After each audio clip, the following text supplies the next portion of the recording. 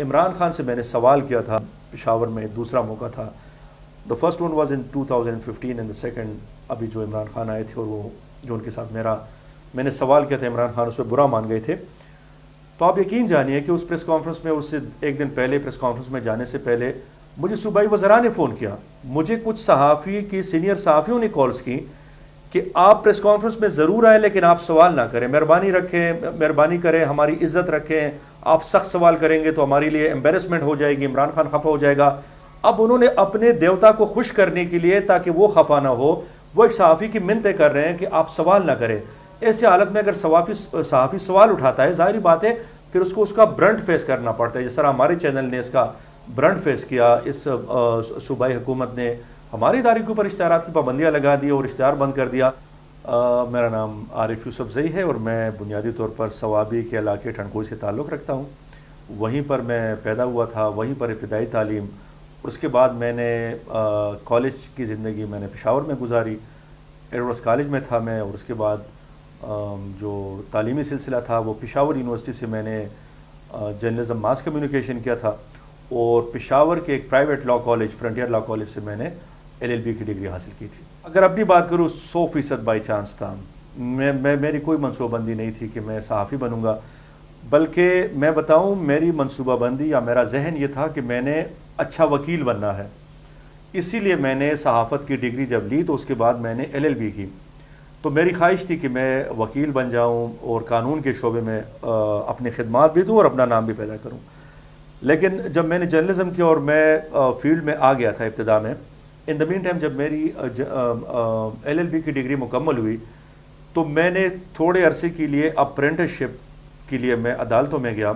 جب میں عدالتوں میں گیا تو میں نے وہاں پر حالات بہت ہی زیادہ برے دیکھے، اور حالات کچھ اس طرح تھے کہ آپ کے بیٹھنے کے لیے کرسیاں، اور اگر جو کرسیاں اور ٹیبل پہلے تو ہوتا نہیں ہے، اگر آپ کہیں سے کرسی ٹیبل لیں تو آپ کو تمام ٹیبلوں کرسیوں کو زنجیروں میں باندھنا پڑتا ہے، جکڑنا پڑتا ہے، ہر زنجیر دوسری کے ساتھ اس کی کڑی لگی ہوئی ہے. تو اس وقت میں نے پوچھا کہ یہ ٹیبل کرسیاں کیوں پابند زندان ہیں، ان کو زنجیریں کیوں پڑی ہوئی ہیں؟ انہوں نے کہا لوگ چراتے ہیں. تو میں نے کہا کہ جن کچہریوں میں لوگ، جہاں سے انصاف لوگوں کو ملتا ہے، اگر وہاں سے وکیلوں کی کرسیاں اور ٹیبلیں اور چوری ہوں گی تو پھر مطلب مجھے لگا کہ میں وکالت میں سروائیو نہیں کر سکوں گا. میں باقاعدہ پھر اپنا جو میری اپنی فیلڈ تھی اسی کو میں نے کنٹینیو رکھا. اور وہ صحافی، میں اکثر نئے دوستوں کو کہتا ہوں کہ صحافت روزگار نہیں ہے. برائے مہربانی جو صحافی خود کے لیے روزگار ڈھونڈنے کی نظر سے صحافت میں آتا ہے وہ مہربانی کرے، وہ نہ آئے. یہ آپ کو فاقے برداشت کرنے ہیں، آپ کو مشکلات سے گزرنا ہے، سخت راہوں سے گزرنا ہے، تبھی آپ صحافی بنیں گے. یہ روزگار کا سیکٹر نہیں ہے.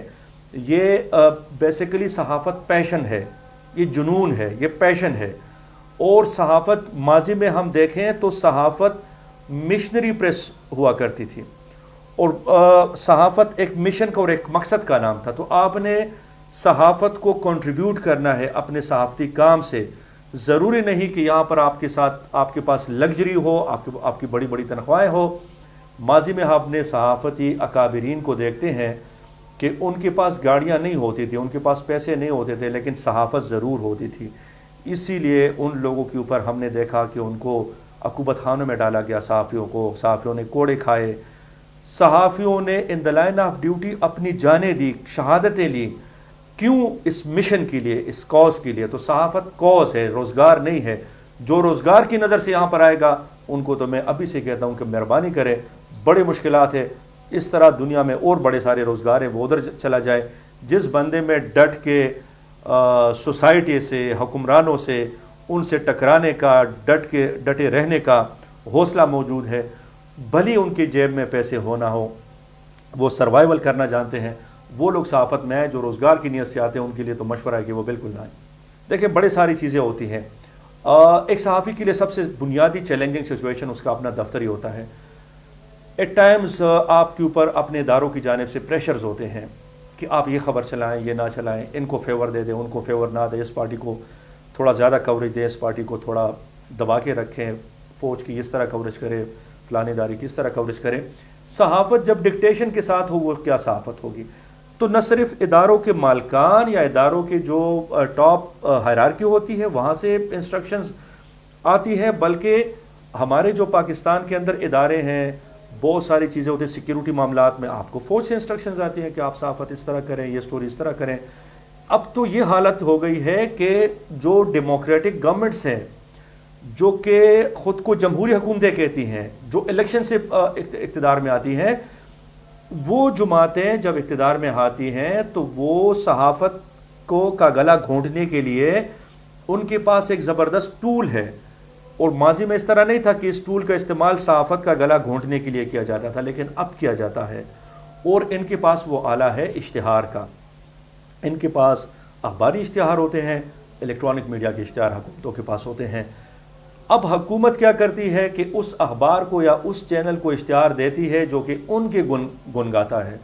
جو اخبار، جو T V channel, electronic media حکومتوں کے خلاف خبریں دیتا ہے، ان کے خلاف کوریج کرتا ہے، حالانکہ وہ حکومت کی اپنی کوریج ضرور کرتا ہے، جو حکومت کی کوریج ہوتی ہے وہ ہمارے اوپر لازم ہوتی ہے، لیکن بطور صحافی ہماری رپورٹنگ انڈیپینڈنٹ ہونی چاہیے۔ تو جب آپ انڈیپینڈنٹ رپورٹنگ کرتے ہیں تو پھر یہ حکومتیں اشتہار کو آلے کے طور پر استعمال کر کے صحافت کو بھی کمزور کرتی ہیں، میڈیا ہاؤسز کو بھی کمزور کرتی ہیں۔ یہ اداروں کے اوپر اشتہار کی پابندی لگا دیتی ہے، اشتہار نہیں دیتی۔ جب ایک ادارے کو پاکستان میں جب صحافت کی حالت خراب ہو، صحافت کی صحت خراب ہو اور معاشی حالات بھی خراب ہو، میڈیا ہاؤسز کے پاس دینے کے لیے تنخواہیں نہ ہو، اور اس میں آپ کسی ایک اخبار، کسی ایک ٹی وی چینل پر جو حکومت سے اشتہار جن کو ملنا چاہیے وہ بھی آپ بند کر دیں، تو اس کا مطلب کہ آپ اس میڈیا ہاؤس کا بیڑا غرق کرنا چاہتے ہیں، اس کو مکمل بند کرنا چاہتے ہیں اور صحافت کا گلا گھونٹنا چاہتے ہیں۔ یہ صحافت کا گلا گھونٹتی ہیں، اور میں آپ کو بتاؤں میرے ساتھ پرسنلی یہ ہو چکا ہے۔ عمران خان سے میں نے سوال کیا تھا پشاور میں، دوسرا موقع تھا، the first one was in 2015 and the second ابھی جو عمران خان آئے تھے اور وہ جو ان کے ساتھ میں نے سوال کیا تھا، عمران خان اس پہ برا مان گئے تھے۔ تو آپ یقین جانیے کہ اس پریس کانفرنس میں، اس سے ایک دن پہلے پریس کانفرنس میں جانے سے پہلے مجھے صوبائی وزراء نے فون کیا، مجھے کچھ صحافی کی سینئر صحافیوں نے کالز کی کہ آپ پریس کانفرنس میں ضرور آئیں لیکن آپ سوال نہ کریں، مہربانی کریں، ہماری عزت رکھیں، آپ سخت سوال کریں گے تو ہمارے لیے امبیرسمنٹ ہو جائے گی، عمران خان خفا ہو جائے گا۔ اب انہوں نے اپنے دیوتا کو خوش کرنے کے لیے تاکہ وہ خفا نہ ہو، وہ ایک صحافی کی منتیں کر رہے ہیں کہ آپ سوال نہ کریں۔ ایسے حالت میں اگر صحافی سوال اٹھاتا ہے، ظاہری بات ہے پھر اس کو اس کا برنٹ فیس کرنا پڑتا ہے، جس طرح ہمارے چینل نے اس کا برنٹ فیس کیا، اس صوبائی حکومت نے ہماری ادارے کے اوپر اشتہارات کی پابندیاں لگا دی اور اشتہار بند کر دیا۔ تو کہنے کا مقصد یہ ہے کہ چیلنجز ملٹیپل چیلنجز ہیں۔ میں اکثر معذرت کے ساتھ ایک ٹرمینالوجی استعمال کرتا ہوں، ٹٹو جرنلسٹ، یہ جو لوگ نکل آئے ہیں ان لوگوں نے صحافت کا بیڑا غرق کر دیا ہے۔ دیکھیں آپ کی اس فیلڈ میں، صحافت میں مشروم گروتھ ہوئی، جنرل مشرف آئے، انہوں نے لڑنی تھی وار آن ٹیرر، امریکہ کے لیے انہوں نے ایک جنگ لڑنی تھی، دہشت گردی کے نام کی جنگ اس نے لڑنی تھی۔ اس نے اس میڈیا کے اندر دنیا جان کے فالتو پرزوں کو لا کے ڈم کر لیا، کہیں کو صحافی بنا لیا، کہیں کو اینکر بنا لیا۔ آج بھی ہم ان لوگوں کو بھگت رہے ہیں۔ وہ صحافی نہیں تھے، وہ یہاں سے صحافی نہیں تھے، وہ مائنڈ سے صحافی نہیں تھے، وہ تھے سٹوجز، وہ ٹٹو تھے، وہ لے پالک تھے، کسی کے پالے ہوئے لوگ تھے، لا کے میڈیا میں ڈم کر دیا۔ آج بھی ان لوگوں کی موجودگی ہے۔ تو اب لوگوں کو یہ انڈرسٹینڈ کرنا بڑا مشکل ہوتا ہے کہ یار عارف یوسف زئی صحیح صحافی ہے کہ عمران ریاض اچھا صحافی ہے یا صحیح صحافی ہے، یا یہ فلانا صحافی ہے کہ وہ صحافی ہے۔ بھائی جو صحافی کسی ایجنڈے میں نہیں ہے، اپنی صحافت سے وہ کام رکھ کے اپنی پروفیشن کو اپنے کام کے ذریعے کنٹریبیوٹ کر رہا ہے، وہ صحافی ہے۔ جو صحافی صحافت سے ہٹ کے کام دھندوں میں پڑ گیا وہ صحافی نہیں ہے، وہ سوداگر ہے، وہ اپنے ضمیر کا سوداگر ہے، وہ اپنے اصولوں کا سوداگر ہے، اس نے سودا کیا، وہ بیپاری ہے، وہ اپنے دین کا بھی بیپار کر سکتا ہے، پاکستان کا بھی کر سکتا ہے۔ جب ایک بندہ اپنی قیمت لگاتا ہے وہ اپنی دین کی بھی قیمت لگا سکتا ہے، پاکستان کی بھی قیمت لگا سکتا ہے، اس لیے کہ وہ اپنے پروفیشن اور اپنی ذات اور اپنی گفتار کی قیمت لگاتا ہے۔ تو ہمیں سب سے زیادہ مسئلہ اب ان جیسے بونے صحافیوں سے ہے، جو مشروم گروتھ آف بونا جرنلسٹ، ٹٹو جرنلسٹ جو ہیں، ان سے ہمیں زیادہ خطرات ہیں، اس لیے کہ یہ فیلڈ میں موجود ہیں۔ ان لوگوں کو ہماری کاوش ہونی چاہیے کہ ہم ان کو اپنی فیلڈ سے فارغ کر دیں، اور یہ جہاں سے آئے تھے، جن کے تھے، یہ ان کے پاس واپس جا کے بیٹھ جائیں، ہماری صحافت کا بوجھ ہلکا کر دیں۔ یہ لوگ سب سے زیادہ آج صحافیوں کو گالیاں پڑ رہی ہیں. اللہ کرے کہ صحافت بھی اپنی درست لائن پہ آ جائے. صحافت میرے حساب سے اس وقت پاکستان میں تمام کی تمام تو نہیں but some portions of the journalism یہ آف دا ٹریک ہے, یہ آن ٹریک نہیں ہے, یہ ٹریک کے اوپر نہیں چل رہی ہے گاڑی اس وقت. کچھ لوگوں کی وجہ سے, کچھ عناصر کی وجہ سے, کچھ صحافیوں کی وجہ سے, کچھ حالات کی وجہ سے اور اندرونی بیرونی جو چیلنجز ہیں ان کی وجہ سے صحافت کی یہ گاڑی آف ٹریک چل رہی ہے. یہ مکمل 100% اپنے ٹریک کے اوپر نہیں چل رہی. تو مجھے تو ذاتی طور پر صحافت کا پاکستان میں مستقبل کوئی اتنا خوش آئند نظر نہیں آ رہا. دیکھیں یہ ایک صحافت نہیں ہے, میں اگین کہوں آپ نے بڑی ساری چیزیں آپ کی کلیکٹیولی ساتھ چلتی ہے.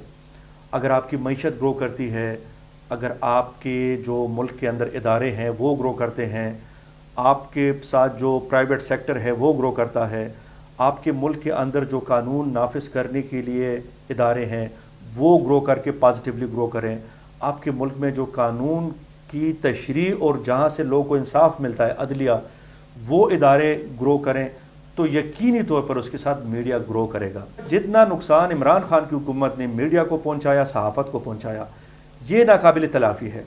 ہم پر امید تھے کہ یہ جو سابقہ پی ڈی ایم کا ٹولہ ہے جن کے اوپر کرپشن کے کیسز ہیں اور ان کے لوگوں کی کرپشن میں دو رائے نہیں ہے, یہ جو آج اقتدار میں بیٹھی ہوئی پی ڈی ایم کی قیادت ہے ان کی کرپشن میں اگر عمران خان کے ساتھ یہ الجھے رہتے ہیں, مجھے ذاتی طور پر ان کی کرپشن میں کوئی دو رائے نہیں ہے کہ ان لوگوں نے کرپشن نہیں کی ہے. بھرپور کرپشن کی ہے, پیٹ بھر بھر کے ان لوگوں نے کرپشن کی ہے. لیکن آج حکومت ان کے پاس آ گئی. ہم سوچ رہے تھے کہ انہوں نے ماضی سے کچھ سیکھا ہوگا, یہ آ کے کوئی استحکام کی طرف جائیں گے, تو ملک عدم استحکام کی طرف جا رہا ہے. ملک عدم استحکام کی طرف جائے گا, استحکام نہیں ہوگا, سرٹینٹی نہیں ہوگی, انسرٹینٹی ہوگی, تو پاکستان سارا کا سارا نیچے جائے گا. تو اس میں تو میڈیا نے ظاہری بات ہے نیچے جانا ہے. الحمدللہ کبھی کوئی مایوسی نہیں ہوئی, اور ویسے بھی مایوسی کفر ہے. تو میں جتنا عرصہ گزرا اللہ تعالیٰ نے بڑے اچھے طریقے سے گزارا اور عزت کے ساتھ یہ صحافت کی زندگی دی. اللہ سے یہی دعا ہے کہ باقی جتنی زندگی ہے وہ اسی صحافت میں گزرے اور وہ بھی عزت کے ساتھ ہو. میں دنیا ٹی وی کی ٹریننگ میں ایک فورن جرنلسٹ تھا, سی این این میں تھا, راڈز, تو وہ اینڈریو مجھے اکثر کہتا تھا کہ you are a damn professional journalist. He was American. میرے لیے اس کے الفاظ, بیکاز جب میں دنیا ٹی وی کی ٹریننگ لے رہا تھا لاہور میں 3 مہینے کی, تو ہمارے سارے ٹرینرز فارنرز تھے. اس میں وائس آف اس میں فاکس کے تھے, الجزیرہ کے تھے, سی این این کے تھے. تو ان انگریز لوگوں نے وہ اپنی صحافت بڑے ایمانداری سے اور پروفیشنل طریقے سے کرتے ہیں. تو ان کے جو ستائشی الفاظ ہوتے تھے, میں نے پشاور میں کبھی کسی ستائش نہیں سنی تھی اور ابھی بھی نہیں سنتا ستائش لوگوں سے. یہاں جیلسی ہے, لوگ جلتے ہیں, یہ کیوں آگے نکل گیا, یہ کیوں اس طرح. عمران خان سے سوال کیا, کچھ لوگوں نے کہا عمران سے سوال کیوں کیا, اس کو مہمان کا خیال کرنا چاہیے تھا. اور بھائی صحافی کا مہمان سے کیا لینا دینا, مہمان ہوگا تمہارا ہوگا, تم صحافی نہیں ہو, تم بونے ہو, اس لیے تم مہمان پالتے ہو. ایک صحافی کا مہمان سے اور میزبان سے کوئی تعلق نہیں ہوتا, وہ صحافت کرتا ہے. تو صحافت کی اگر مجھے کہیں سے ایکنالجمنٹ ملی ہے, مجھے فارن جرنلسٹ سے ملی ہے, اپنے ملک کے اندر دیگر شہروں کے سینئر صحافیوں سے ایکنالجمنٹ ملی ہے. پشاور میں کبھی سچ ہمیں کوئی صحافتی ایکنالجمنٹ نہیں ملی, اس لیے کہ یہاں پر جیلیسی فیکٹر بہت زیادہ ہے اور لوگ جل ککڑے بن گئے ہیں, جل کے ان کی شکلیں کالی ہو گئی ہیں. تو اب ان کو بھی چاہیے کہ یہ جل ککڑے والا کانسیپٹ اور جو کام ہے یہ ختم کریں, اپنی بھی صحافت کریں, دوسروں کو بھی صحافت کرنے کا موقع دیں, اور جو ہمارے نئے دوست ساتھی صحافت میں آئے ان کا ہاتھ پکڑ کے ان کو اچھا صحافی بنائیں. یہی صحافت کی خدمت کریں گے, ورنہ جل کے ان کی منہ کالے ہوں گے, ان سے کوئی کام نہیں ہوگا.